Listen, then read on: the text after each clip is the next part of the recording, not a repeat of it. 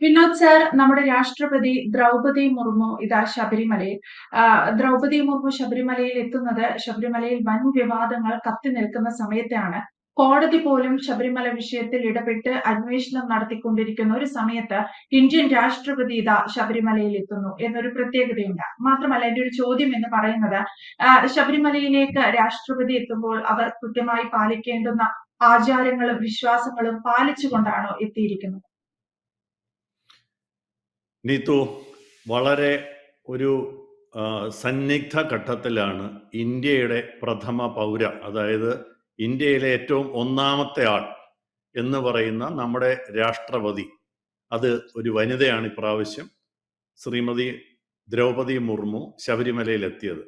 നീതു ചോദിച്ചത് വെച്ച് ഞാൻ തുടങ്ങാം. എല്ലാവിധ ആചാരങ്ങളും പാലിച്ച് പമ്പയിൽ നിന്ന് കെട്ട് നിറച്ച് ഇരുമുടിക്കെട്ടുമായിട്ടാണ് വന്നത്. ഒരുപക്ഷെ സാധാരണ ആളുകൾ വരുന്നതിൽ നിന്നുള്ള ഒരേ ഒരു വ്യത്യാസം, പമ്പയിൽ നിന്ന് ഈ പോലീസിന്റെ പ്രത്യേക ഗൂർഖ വാഹനത്തിൽ ആണ് രാഷ്ട്രപതി എത്തിയത്. അത് വേറെ മാർഗമൊന്നുമില്ല. കാര്യം എന്ന് പറഞ്ഞാൽ അതൊരു വലിയ സുരക്ഷാ പ്രശ്നമുണ്ട്. പ്രായമായ ഒരു വനിതയാണ്, രാഷ്ട്രത്തിന്റെ പ്രഥമ പൗരയാണ്. അവർക്ക് സാധാരണ നിയമങ്ങളൊന്നും ബാധകമാകേണ്ട കാര്യമില്ല. അത് എല്ലാ കാര്യങ്ങൾക്കും എക്സെപ്ഷനുള്ള അല്ലെങ്കിൽ വ്യത്യാസമുള്ള ഒരു പൗരയാണ്, പ്രഥമ പൗരയാണ്. അതുകൊണ്ട് അതിനകത്ത് പ്രത്യേകതയൊന്നും കാണേണ്ട കാര്യമില്ല. അങ്ങനെ എത്തി ഇരുമുടിക്കെട്ട് തലയിൽ വച്ച് 18-ാം പടി ചവിട്ടിയാണ് സന്നിധാനത്ത് പോയി കണ്ടത്. വളരെ എല്ലാ ആചാരങ്ങളും പാലിച്ചുകൊണ്ടാണ്.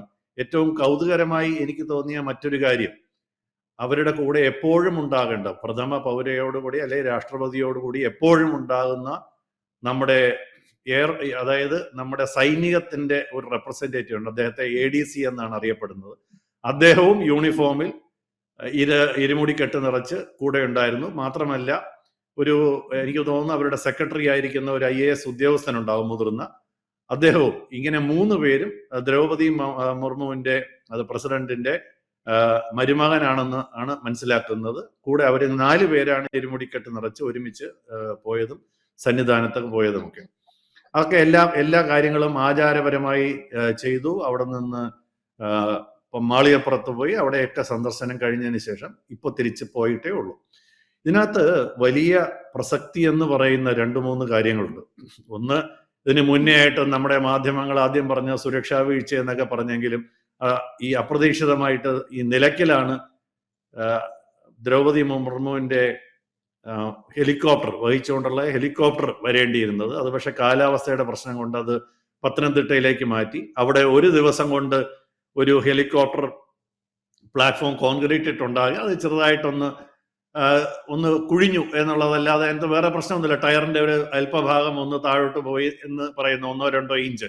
അതിന്റെ അപ്പുറത്തോട്ട് വലിയ സുരക്ഷാ പ്രശ്നങ്ങളൊന്നുമില്ല. അത് പക്ഷേ നേരത്തെ മുന്നിൽ കാണാൻ സാധിച്ചിട്ടുണ്ടാവില്ല. പെട്ടെന്ന് ഇങ്ങനെ ഒരു അപ്രതീക്ഷിതമായിട്ട് അവിടെ മാറ്റേണ്ടി വന്നു.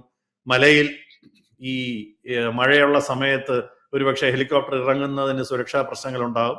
അതുകൊണ്ടായിരിക്കും കുറച്ചുകൂടെ സുരക്ഷിതമായ പത്തനംതിട്ടയിൽ ഇറങ്ങിയിട്ട് അവിടെ നിന്ന് പോയത്. ഇപ്പോ ഈ നമ്മുടെ രാഷ്ട്രപതി ശബരിമല സന്ദർശിക്കുമ്പോൾ അതിന് വലിയ ഒരു പ്രാധാന്യം, വാർത്താ പ്രാധാന്യം രാജ്യമൊട്ടാകെ ലഭിക്കും എന്നുള്ളത് വളരെ പ്രസക്തമായ ഒരു കാര്യം. അതെന്തുകൊണ്ടാണ് ഇപ്പോൾ കൂടുതൽ പ്രസക്തമാകുന്നതെന്ന് പറഞ്ഞാൽ, ഇപ്പോൾ ശബരിമലയിൽ വലിയ ഒരു വിവാദമായ മോഷണം നടന്നതായി കോടതി കണ്ടെത്തിയിരിക്കുകയാണ്. ഹൈക്കോടതി കഴിഞ്ഞ ദിവസം തന്നെ ആ ഹൈക്കോടതിയിൽ ആദ്യത്തെ റിപ്പോർട്ട്, SITയുടെ ആദ്യത്തെ റിപ്പോർട്ട് സമർപ്പിച്ചപ്പോൾ ഹൈക്കോടതി പ്രത്യേകം പറഞ്ഞത്, അതായത് ഈ ഗൂഢാലോചന എന്നൊന്ന് നടന്നിട്ടുണ്ട്, അത് സാധാരണ ഉദ്യോഗസ്ഥരിലേക്ക് ഒതുക്കി അതിനെ മാറ്റാൻ പാടില്ല. മുകളറ്റം വരെയുള്ള ഏതൊക്കെ അറ്റം വരെ അത് പോയിട്ടുണ്ടോ അവിടെ വരെയൊക്കെയുള്ള ഗൂഢാലോചന, ക്രിമിനൽ ഗൂഢാലോചന അന്വേഷിക്കണമെന്നും അതിന് പ്രത്യേകം ഒരു കേസെടുക്കണമെന്നും അതിന് വളരെ രഹസ്യ സ്വഭാവം സൂക്ഷിച്ച് മറ്റാരും അറിയാതെ ഇത് ഹൈക്കോടതിക്ക് റിപ്പോർട്ട് ചെയ്യണമെന്നാണ് പറഞ്ഞിരിക്കുന്നത്. ഇത് നമ്മുടെ രാഷ്ട്രപതിയുടെ വാർത്ത ഇന്ത്യ മുഴുവൻ പ്രചരിക്കുമ്പോൾ, രാഷ്ട്രപതിയുടെ ശബരിമല സന്ദർശനത്തിന്റെ വാർത്ത ഇന്ത്യ മുഴുവൻ പ്രചരിക്കുമ്പോൾ ഇതും അതിൻ്റെ കൂടെ ഉണ്ടാകും എന്നുള്ളത് വളരെ പ്രസക്തമായ ഒരു കാര്യമാണ്. അത് എന്താണ് അതിന്റെ പ്രസക്തി എന്ന് പറഞ്ഞാൽ, ഒന്ന്, ഇനി അതിനെ തേച്ചു മാച്ച് കളയുക തീരെ സാധ്യമല്ലാതെ ആകും എന്നുള്ള ഒരു വലിയ കാര്യം ഇതിന്റെ കൂടെ യാദൃച്ഛികമായിട്ട് സംഭവിച്ചിട്ടുണ്ട്. അതായത് ഒരുപക്ഷെ നമ്മൾ അവിടെ നടന്ന മോഷണവും അല്ലെങ്കിൽ നമ്മുടെ രാഷ്ട്രപതിയുടെ സന്ദർശനവും യാദൃച്ഛികമായിട്ട് ഒരുമിച്ച് വന്നതാണെങ്കിലും അതിന്റെ വാർത്താ പ്രാധാന്യം വളരെയധികം വർദ്ധിക്കുകയാണ്. മാത്രമല്ല, BJP എനിക്ക് തോന്നുന്നു സംസ്ഥാന ഘടകം രാഷ്ട്രപതിയെ സന്ദർശിച്ച് ഇതിലുള്ള കടുത്ത ആശങ്ക അറിയിച്ചിട്ടുണ്ടെന്നാണ് വാർത്തകളിൽ നിന്ന് മനസ്സിലാകുന്നത്. തീർച്ചയായിട്ടും ഇതിനുമൊക്കെ വളരെ പ്രസക്തിയുണ്ട്. അപ്പോ ഈ അവിടെ നടന്നിരിക്കുന്ന ഒരു വല്ലാത്ത ഒരു കുഴപ്പം, അതായത് അവിടെ എന്താണെന്ന് നിർവചിക്കാനാകാത്ത ഒരു മോഷണം, ഇതുവരെ നിർവചിച്ചിട്ടില്ലാത്തൊരു മോഷണം അവിടെ നടന്നിരിക്കുന്ന സമയത്ത് അതിന്റെ കോടതി ഇടപെട്ടുന്നു. ഇന്നലെയാണ് കോടതി അതൊരു വലിയ പ്രത്യേക കേസായി ഗൂഢാലോചന പ്രത്യേകം അന്വേഷിക്കണമെന്ന് SIT പറഞ്ഞിരിക്കുന്നത്. ഇതൊക്കെ വലിയ പ്രസക്തമായ കാര്യങ്ങളാണ് നീതു. അതാണ് ഇതേക്കുറിച്ച് തുടക്കത്തിൽ പറയാനുള്ളത്.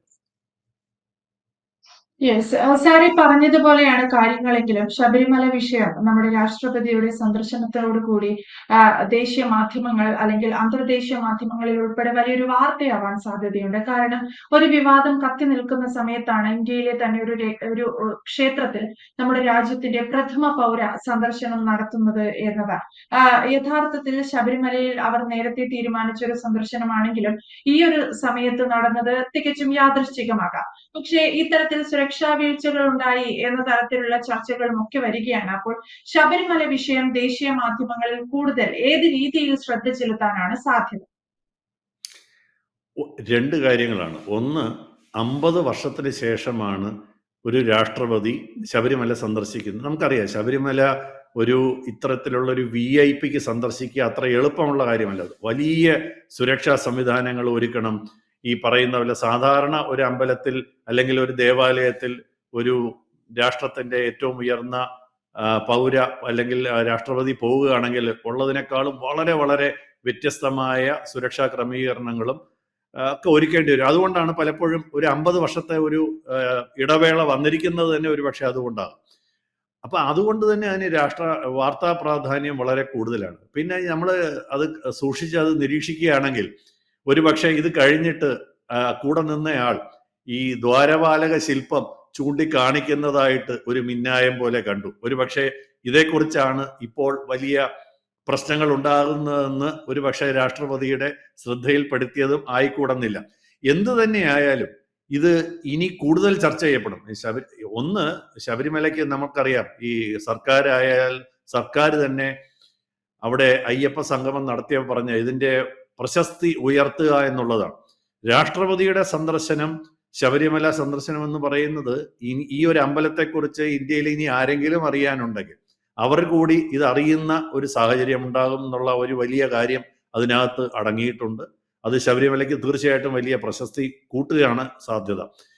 അത് മാത്രമല്ല, അതിന്റെ കൂട്ടത്തിൽ തന്നെ ഈ പറഞ്ഞിരിക്കുന്ന ഒരു നിർഭാഗ്യകരമായ മോഷണം അവിടെ നടന്നിരിക്കുന്നതിന്റെ കഥയും തീർച്ചയായിട്ടും അതിന്റെ കൂട്ടത്തിൽ പറയാതിരിക്കാൻ വാർത്താ മാധ്യമങ്ങൾക്ക് ആകില്ല എന്നുള്ളത് കൊണ്ട് തന്നെ അതിലേക്കും അതിന്റെ ശ്രദ്ധ വരും. ഒരു ഹിന്ദുവിന്റെ അമ്പലം, അതും ഒരുപക്ഷെ ഏറ്റവും വലിയ വരുമാനമുള്ള അമ്പലം, സർക്കാരിന്റെ നിയന്ത്രണത്തിലുള്ള അമ്പലം, അതിനുവേണ്ടി ഒരു പ്രത്യേക മന്ത്രി ഉള്ള ഒരു സംവിധാനം, അതായത് ദേവസ്വം ബോർഡ് എന്ന ഒരു സംവിധാനമുണ്ട്. ആ ദേവസ്വം ബോർഡിന് ഒരു മന്ത്രിയെ നിശ്ചയിച്ചിട്ടുണ്ട്. കേരള ഹൈക്കോടതിയിൽ ദേവസ്വം ബെഞ്ച് എന്ന് പറഞ്ഞ് ശബരിമലയുടെ കാര്യങ്ങൾ പ്രത്യേകം നിരീക്ഷിക്കാനുള്ള ഒരു ഡിവിഷൻ ബെഞ്ചുണ്ട്. ഇത്രയൊക്കെ ഉണ്ടായിട്ടും, കൃത്യമായ കോടതിയുടെ നിർദ്ദേശങ്ങളൊക്കെ ഉണ്ടായിട്ടും അതൊന്നും പാലിക്കാതെ അവിടെ നിന്ന് പകൽ വെളിച്ചത്തിൽ, അതായത് അകത്തുനിന്നൊരു മോഷണം പോകുന്നത് പോലെയല്ലേ, എല്ലാവരും കാണക്കെ വളരെ തന്ത്രപൂർവ്വം അവിടുത്തെ അയ്യപ്പന്റെ സ്വത്ത് അല്ലെങ്കിൽ സ്വർണം അടിച്ചുകൊണ്ട് പോയി. അത് എത്രയാണെന്ന് പോലും കണ്ടെത്താൻ ഇതുവരെ പറ്റിയിട്ടില്ലാത്ത രീതിയിൽ വലിയ ഒരു അളവിൽ സ്വർണം കൊണ്ടുപോയിട്ടുണ്ടെന്നുള്ളത് ഈ രാജ്യം മുഴുവൻ അറിയും എന്നുള്ളത് ഇതിന്റെ ഒരു വലിയ പ്രസക്തമായ കാര്യമാണ്. അപ്പൊ അതുകൊണ്ട് ഈ സന്ദർശനത്തിന് മാനങ്ങൾ വളരെ വലുതാണ് എന്നാണ് ഞാൻ കരുതുന്നത്. നീതു. യെസ്, എന്തായാലും വിനോദ് സാർ സൂചിപ്പിച്ചതുപോലെ രാഷ്ട്രപതി ദ്രൗപതി മുർമുവിന്റെ ശബരിമല സന്ദർശനം അതിനേറെ വലിയ മാനങ്ങളുണ്ട്. ഒപ്പം ദേശീയ അന്തർദേശീയ മാധ്യമങ്ങളിൽ ഉൾപ്പെടെ ശബരിമല ഒരിക്കൽ കൂടി വലിയൊരു വാർത്തയാവുന്നു എന്നുള്ളതാണ്. രാഷ്ട്രപതി സന്ദർശനം നടത്തുന്നതിനിടയിൽ ദ്വാരപാലക ശില്പങ്ങളെ കുറിച്ചുള്ള അന്വേഷിച്ചതും അല്ലെങ്കിൽ അതെന്താണ് അല്ലെങ്കിൽ ഈ വിവാദങ്ങളെ കുറിച്ചായിരിക്കാം അവർ അന്വേഷിച്ചത് എന്ന തരത്തിലുള്ള ചർച്ചകളും ഒക്കെ സജീവമാവുകയാണ്. വ്യക്തമാണ്. Thank you Vinod sir. കൂടുതൽ വാർത്തകളും വിശേഷങ്ങളും നിങ്ങളിലേക്ക് എത്താൻ ABC മലയാളം സബ്സ്ക്രൈബ് ചെയ്യുക, ബെൽബട്ടനും അമർത്തുക.